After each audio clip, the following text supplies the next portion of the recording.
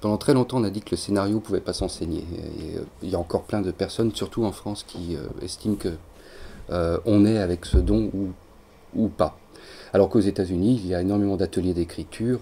On peut apprendre. Il y a d'ailleurs beaucoup d'enseignants, il y a beaucoup de méthodes. Beaucoup de méthodes d'ailleurs, de toute façon, sont américaines.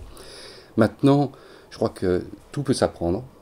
Alors, c'est vrai que c'est comme dans la vie, on prend une même histoire drôle, racontée par deux personnes. Une fois, ça va être drôle, et puis l'autre fois, ça va faire un bide, parce qu'il y a quand même une manière de, de raconter qui est plus ou moins bien gérée par chacun. Maintenant, il y a quand même certaines compétences particulières qui sont différentes, par exemple, du travail d'ordre littéraire. Quand on écrit un roman, je connais pas mal de romanciers, et puis je l'ai fait aussi pour des nouvelles, on peut très bien commencer par la première ligne, mais absolument sans savoir où on va. Et du coup, improviser au fur et à mesure, découvrir le personnage en cours d'écriture, euh, se retrouver avec le thème, avec le propos, avec l'histoire, et puis tout à coup au milieu se dire ah tiens je crois que je tiens la chute, et puis organiser pour qu'on retombe sur ses pattes, puis ensuite on revoit, on relit et on corrige. Notamment généralement on raccourcit et puis on met les informations manquantes. En scénario c'est un peu différent parce qu'on est obligé de suivre quand même un minimum de méthode parce qu'on ne peut pas perdre de temps. Il faut que ce soit rapide.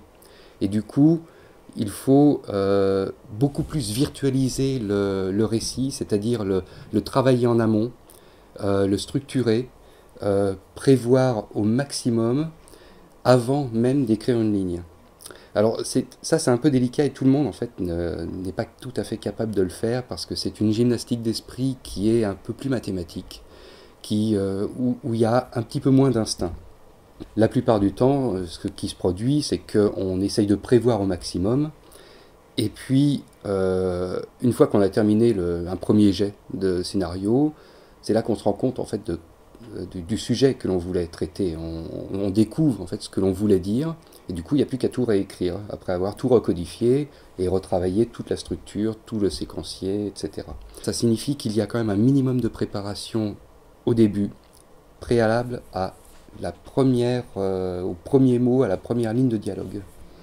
Il y a un certain nombre d'étapes à respecter quand on écrit un scénario, mais en même temps, euh, c'est toujours un petit peu délicat parce qu'on est tous différents et qu'en fait, on a chacun des méthodes qui fonctionnent plus ou moins bien.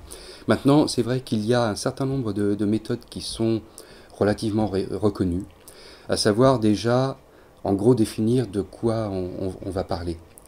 C'est-à-dire essayer de retrouver ce qui nous avait intéressé dans une idée qui avait surgi. Parce que des idées, il y en a plein qui surgissent en permanence.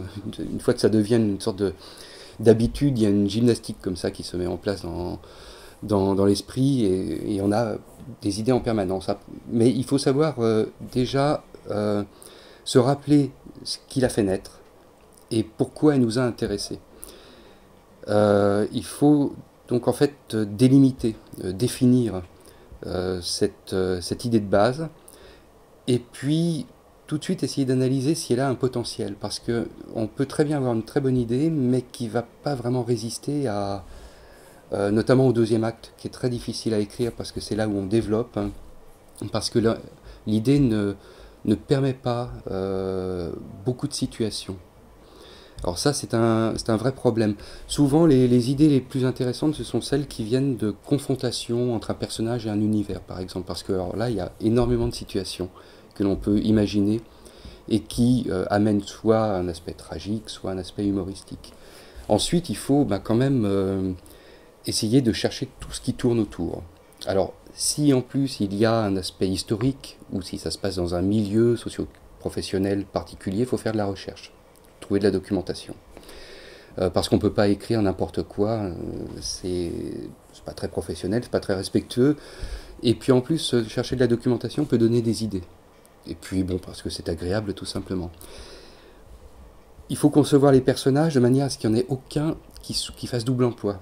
Et que chacun se complète. Qu'en fait, si on les prend tous en tout cas tous les principaux, ça forme un personnage global assez complet par rapport à un contexte narratif. Et puis il faut, une fois qu'on a tout ça, on essaye de jeter un maximum d'idées sur le papier, sachant qu'il y en aura énormément qui seront jetées, mais il faut se lâcher et noter à peu près tout ce qui passe par la tête. Alors, les idées vont même être contradictoires, ça va partir dans tous les sens, mais c'est à ce moment-là qu'il faut éviter de s'enfermer. Et ensuite, une fois qu'on commence à dégager des éléments récurrents, il faut les organiser. Et là, on commence à travailler sur un petit synopsis, donc un résumé. Et puis ensuite, ce résumé, en l'écrivant, on va se rendre compte que l'idée est peut-être plus précise que ce qu'on croyait. Alors on va revoir cette prémisse que l'on avait, qui était en une ou deux phrases et qui résumait le récit de façon très très succincte.